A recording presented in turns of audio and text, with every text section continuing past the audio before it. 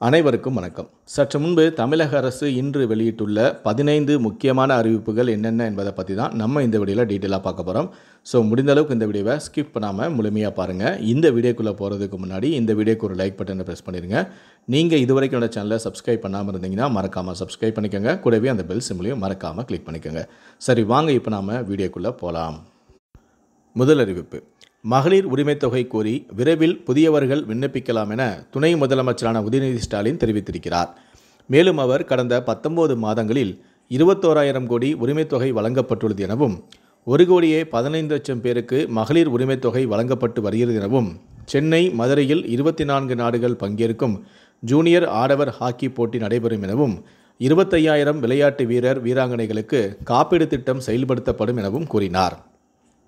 இரண்டாவது அறிவிப்பு: தமிழ்நாட்டில் கோடை காலம் தொடங்குவதற்கு முன்பாகவே வெயில் வெளுத்து வாங்கி வரும் நிலையில் 1 முதல் 5ஆம் வகுப்பு மாணவர்களுக்கு முன்கூட்டியே முழு ஆண்டு தேர்வு நடத்த மாவட்ட முதன்மை கல்வி அதிகாரிகளிடம் கலந்து பேசி இது தொடர்பாக முடிவெடுக்கப்படும் என்று அமைச்சரான அன்பில் மகேஷ் கூறியிருக்கிறார்.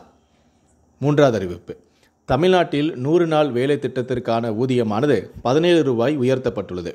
2025-26ஆம் நிதியாண்டுக்கான ஊதியம் 336ஆக நிர்ணயம் செய்து ஒன்றிய அரசு உத்தரவை பிறப்பித்துள்ளது. 2024-25ஆம் நிதியாண்டில் 100 நாள் வேலை திட்டத்தில் ஊதியமாக 319 ரூபாய் வழங்கப்பட்டு வந்தது. நான்காவது அறிவிப்பு: மார்ச் 29ஆம் தேதி அனைத்து நியாய விலைக் கடைகளும் வழக்கம் போல செயல்படும் என உணவுப் பொருள் வழங்கல் மற்றும் நுகர்வோர் பாதுகாப்புத்துறை அறிவித்துள்ளது. இம்மாதத்தின் கடைசி பணி நாளான மார்ச் 29ஆம் தேதி சனிக்கிழமையாக அமைகிறது. மேலும் அதனைத் தொடர்ந்து வரும் மார்ச் 30ஆம் தேதி தெலுங்கு வருட பிறப்பு மற்றும் மார்ச் 31ஆம் தேதி ரம்ஜான் பண்டிகையை முன்னிட்டு அனைத்து நியாய விலைக் கடைகளுக்கும் விடுமுறை நாட்களாகும். எனவே இம்மாதத்தின் கடைசி 2 நாட்கள் நியாய விலைக் கடைகளுக்கு பொது விடுமுறை தினங்களாக வருவதால் அனைத்து குடும்ப அட்டைதாரர்களின் நலன் கருதி வருகிற மார்ச் 29ஆம் தேதி அனைத்து நியாய விலைக் கடைகளும் செயல்பட்டு வழக்கம் போல அத்தியாவசியமான பொருட்கள் விநியோகம் செய்யப்படும் எனவும் கூறப்பட்டுள்ளது. ஐந்தாவது அறிவிப்பு: கோடைக்கால விடுமுறையொட்டி மும்பையிலிருந்து கன்னியாகுமரிக்கு நெல்லை வழியாக சிறப்பு ரயில்கள் இயக்கப்படுகிறது. மும்பை CSMTயில் இருந்து ஏப்ரல் 9ஆம் தேதி முதல் ஜூன் 25ஆம் தேதி வரை வாராந்திர சிறப்பு ரயில் புதன்கிழமை தோறும் அதிகாலை 12:30 மணிக்கு புறப்பட்டு மறுநாளான வியாழக்கிழமை மதியம் 1:15 மணிக்கு கன்னியாகுமரி சென்றடையும். மறுமார்க்கத்தில் கன்னியாகுமரியிலிருந்து மும்பை CSMTக்கு ஏப்ரல் 10ஆம் தேதி முதல் ஜூன் 26ஆம் தேதி வரையில் இயக்கப்படுகிறது. இந்த சிறப்பு ரயிலானது வாரத்தின் ஒவ்வொரு வியாழக்கிழமையும் பிற்பகல் 3:30 மணிக்கு புறப்பட்டு 3வது நாளான சனிக்கிழமை அதிகாலை 4:15 மணிக்கு மும்பை CSMTக்கு வந்து சேரும். ஆறாவது அறிவிப்பு: வார இறுதி நாட்கள் மற்றும் ரம்ஜான் பண்டிகையை முன்னிட்டு தமிழ்நாடு அரசு போக்குவரத்து கழகங்கள் தினசரி இயக்கப்படும் பேருந்துகளுடன் கூடுதலாக சிறப்பு பேருந்துகள் இயக்க உள்ளது. சென்னை கீழம்பாக்கத்திலிருந்து திருவண்ணாமலை, திருச்சி, கும்பகோணம், மதுரை, திருநெல்வேலி, நாகர்கோயில், கன்னியாகுமரி, தூத்துக்குடி, கோயம்புத்தூர், சேலம், ஈரோடு, திருப்பூர் ஆகிய இடங்களுக்கு 29ஆம் தேதி 530 பேருந்துகளும் மற்றும் 31ஆம் தேதி ரம்ஜான் பண்டிகை அன்று பல்வேறு இடங்களிலிருந்து சென்னைக்கும் மற்றும் இதர ஊர்களுக்கும் 890 பேருந்துகளும் இயக்க திட்டமிடப்பட்டும் உள்ளது.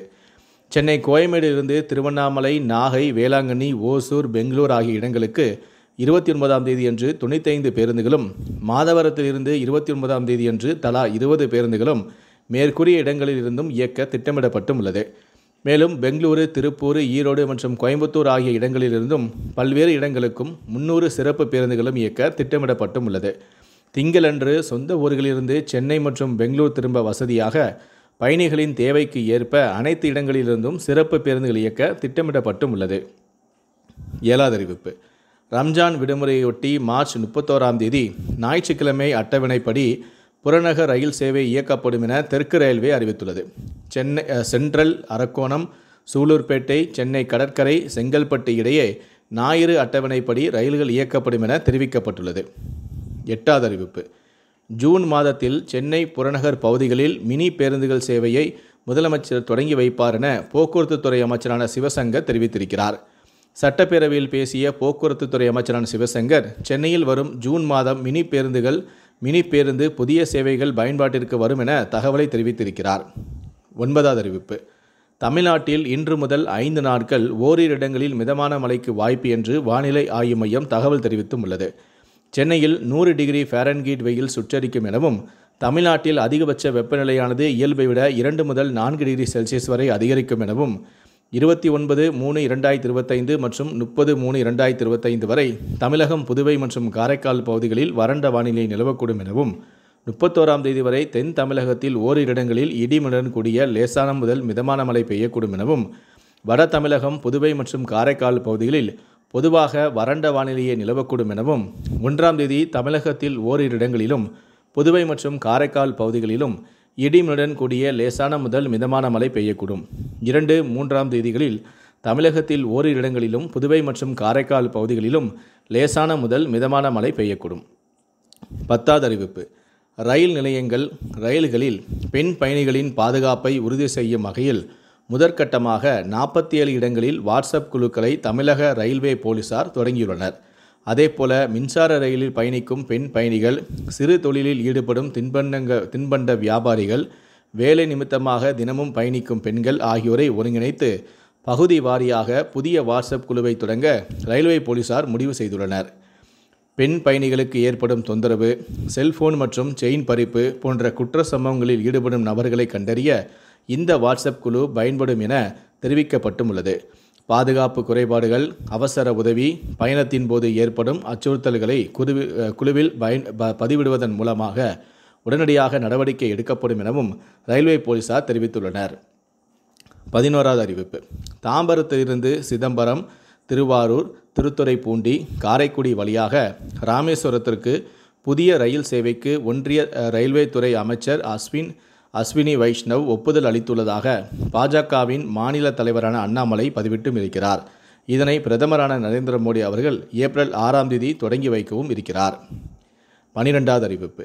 மத்திய அமைச்சரவை மத்திய அரசு ஊழியர்களுக்கான அகவிலைப்படியை 2% அதிகரித்து ஒப்புதல் அளித்துள்ளது. இந்த திருத்தத்தின் மூலமாக அகவிலைப்படியானது 53%இலிருந்து 55% உயரும். 13வது அறிவிப்பு. 8 ஆண்டுகளுக்கு மேல் பயன்பாட்டில் உள்ள ஏசிகளை திரும்ப பெற்றுக்கொண்டு அதற்குரிய குறிப்பிட்ட தொகையை வழங்க மத்திய அரசு திட்டமிட்டுள்ளதாக தகவல்கள் வெளியாகியுள்ளது. பழைய ஏசிகளை மின்சார நுகர்வு அதிகரிப்பதால் அவற்றுக்கு பதிலாக 5 ஸ்டார் குறியீடு கொண்ட மின் சிக்கனம் மிகுந்த ஏசிகளை வாங்க ஊக்குவிக்க இந்த திட்டமானது ஏசிகளை வாங்க ஊக்குவிக்க திட்டமிடப்பட்டுள்ளது. 14வது அறிவிப்பு. கலைஞர் கனவு இல்ல திட்டத்தின் கீழ் 1 லட்சம் காங்கிரீட் வீடுகள் கட்டும் திட்டத்திற்காக 3500 கோடி ரூபாய் நிதி ஒதுக்கீடு செய்து தமிழ்நாடு அரசு அரசாணையை வெளியிட்டுள்ளது. கிராம பகுதிகளில் வசிக்கும் ஏழை மக்களுக்கு சொந்தமாக காங்கிரீட் வீடு இருக்க வேண்டும் என்பதற்காக கலைஞர் கனவு இல்ல திட்டம் கொண்டு வரப்பட்டது. இந்த திட்டத்தின் கீழ் ஒவ்வொரு வீட்டிற்கும் 3,50,000 ரூபாய் வழங்கப்படும் என அறிவிக்கப்பட்டுள்ளது. கடைசியாக 15வது அறிவிப்பு. ஊரக, நகர்ப்புற, உள்ளாட்சி அமைப்புகளில் காலியாக உள்ள பதவியிடங்களுக்கு மே மாதத்தில் இடைத்தேர்தல் நடத்திட மாநில தேர்தல் ஆணையம் திட்டமிட்டுள்ளது. தமிழகத்தில் நகர்ப்புற, உள்ளாட்சி அமைப்புகளின் பதவி காலமானது 2027 வரை இருக்கிறது. அதனால் நகர்ப்புற, உள்ளாட்சிகளில் காலியாக உள்ள பதவிகளுக்கு இடைத்தேர்தலை நடத்தி நிரப்ப வேண்டிய கட்டாயம் ஏற்பட்டுள்ளது. சென்னையில் 4 கவுன்சிலர்கள் உட்பட நகர்ப்புற உள்ளாட்சிகளில் 133 பதவியிடங்களுக்கு இடைத்தேர்தல் நடத்த முடிவு செய்யப்பட்டும் உள்ளது. அதேபோல காஞ்சிபுரம், வேலூர், நெல்லை, திருப்பத்தூர் உள்ளிட்ட 9 மாவட்ட ஊரக உள்ளாட்சி அமைப்புகளில் 315 காலி பதவியிடங்களுக்கு மே மாதம் இடைத்தேர்தல் நடத்த திட்டமிடப்பட்டும் உள்ளது. தேர்தல் முன்னேற்பாடுகள் செய்ய அலுவலர்களுக்கு மாநில தேர்தல் ஆணையமும் அறிவித்துள்ளது. இந்த 15 அறிவிப்புகளை பற்றிய உங்களுடைய கருத்துக்கள் என்ன அப்படிங்கிறத கீழே இருக்கக்கூடிய கமெண்ட் செக்ஷனில் மறக்காமல் சொல்லுங்கள். முடிந்தளவுக்கு இந்த வீடியோவை மற்றவங்களுக்கும் ஷேர் பண்ணுங்கள். மேலும் இது போன்ற பல வீடியோக்களை பார்க்கணும் அப்படின்னு நினச்சிங்கன்னா மறக்காமல் நீங்கள் சப்ஸ்கிரைப் பண்ணுங்கள். கூடவே அந்த பெல் சிம்பளையும் மறக்காமல் கிளிக் பண்ணுங்கள். நன்றி, வணக்கம்.